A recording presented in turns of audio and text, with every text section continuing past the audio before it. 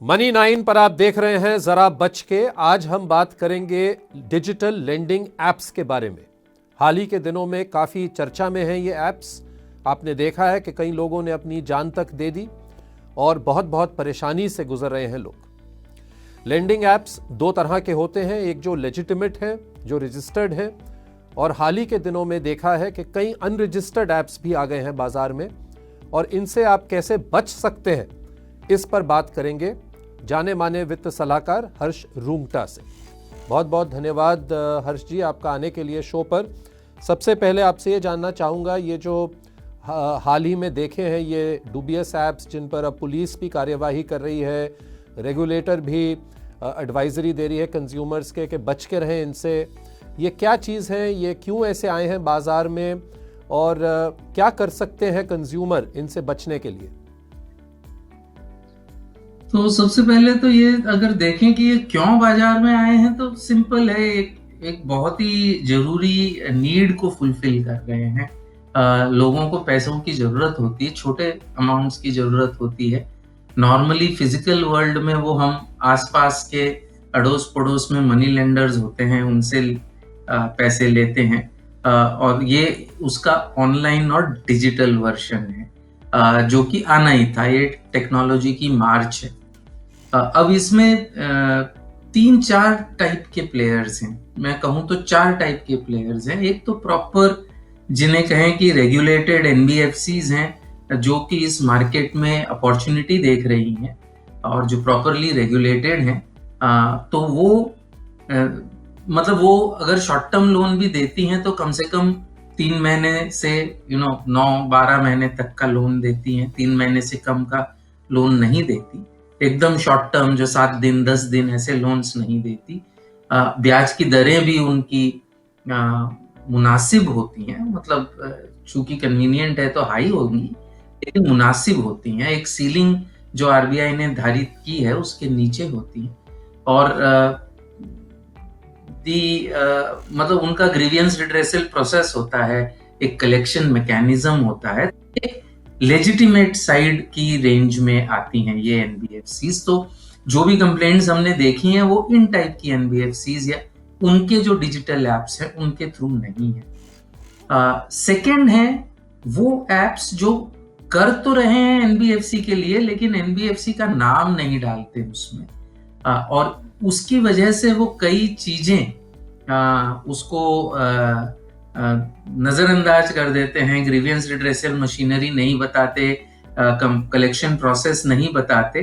तो उसके बारे में भी थोड़ा कंप्लेंट्स आया है, लेकिन वो बहुत ही जल्दी रिजर्व बैंक ने भी उसको पकड़ लिया जब कंप्लेंट्स आई हैं, और अब कंपलसरी कर दिया गया है कि कोई भी डिजिटल लेंडिंग ऐप है उसको अपना लाइसेंस जो है, जिस या तो एनबीएफसी के बिहाफ पे कर रही है उस एनबीएफसी का नाम होना चाहिए, या अगर कोई स्टेट गवर्नमेंट के मनी लेंडिंग एक्ट के तहत आप पैसा मनी लेंडिंग नहीं कर सकते unless you are registered as NBFC RBI के साथ, या under the money lending act जो भी हर स्टेट गवर्नमेंट की होती है।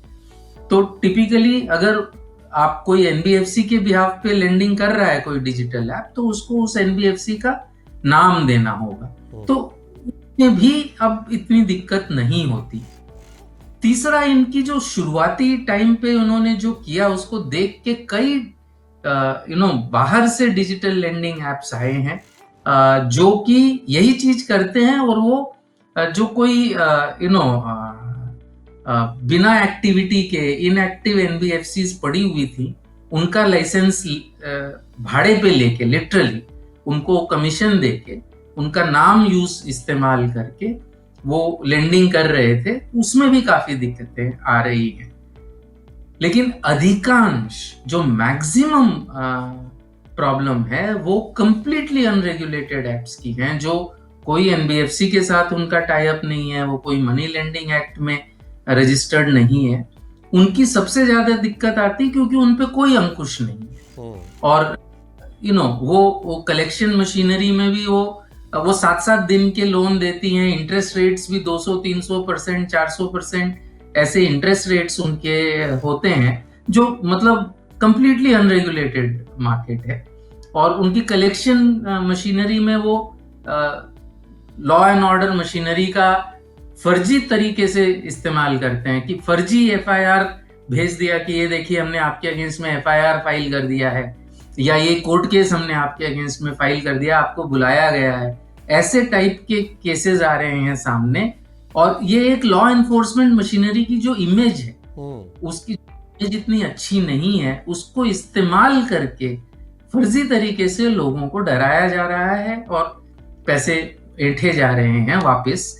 और सेकंड, सोशल शेमिंग, जो सबसे ज्यादा दिक्कत है, क्योंकि जब आपने पैसे लिए उस समय वो आपके सारे कॉन्टैक्ट्स वगैरह डाउनलोड करते हैं, अब उनको व्हाट्सएप मैसेज भेजे जाते हैं, उनको कॉल्स किए जाते हैं, उनको थ्रेटन या डिफेम किया जाता है।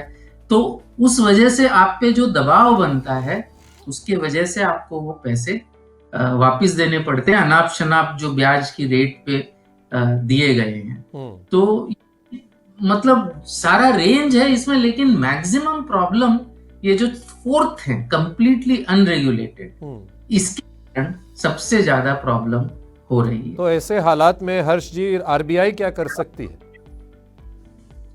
तो इसमें जैसे जो लोकल मनी लेंडर होता है, जो गुंडागर्दी करके अपने पैसे लेता है, उसमें तो कोई भी सेंट्रल रेगुलेटरी अथॉरिटी के लिए एक्शन लेना मुश्किल है। वो तो पुलिस लॉ एंड ऑर्डर ही कर सकता है। लेकिन ये जो डिजिटल एप्स हैं, अनरेगुलेटेड हैं, इनको रेगुलेटेड एंटिटीज के थ्रू तो आना ही पड़ेगा।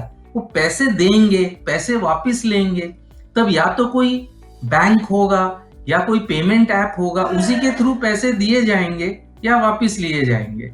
तो उस समय अब आजकल आर्टिफिशियल इंटेलिजेंस से, पेमेंट एंटी मनी लॉन्ड्रिंग की वजह से और दूसरी वजह से काफी बहुत ही सोफिस्टिकेटेड सॉफ्टवेयर्स बैंकें और पेमेंट एप्स यूज करते हैं ताकि ऐसी टाइप की एक्टिविटीज को मॉनिटर किया जाए।